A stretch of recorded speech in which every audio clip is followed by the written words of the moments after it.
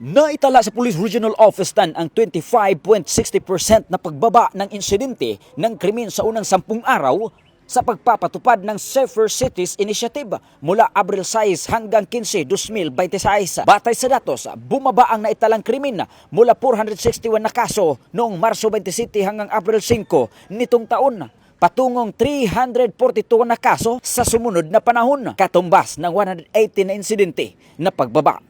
Kasabay nito, pinaigting ang pagpapatupad ng mga lokal na ordinansa tulad ng pagbabawal sa pag-inom at paninigarilyo sa publikong lugar, paglalakad na walang damit, pang-itaas, pagbibidyuke na lapas na sa itinakdang oras at curfew hour para sa mga minor de edad na nagresulta sa 1,121 na nahuling lumabag. Pinakamaraming kaso ang naitala sa Cagayan de Oro City, umabot ng 367. Sinundan sa Bukidnon na umabot rin ng 220, Iligan City 207, Misamis Oriental 140, Lanao del Norte 85 at Camiguin 49, habang may 33 sa Misamis Occidental at 7 mula sa RMFV Region 10. Sa kabuuan, umabot ng 3,237 violators ang pinagmulta habang 2,115 ang binalaan at pinalaya.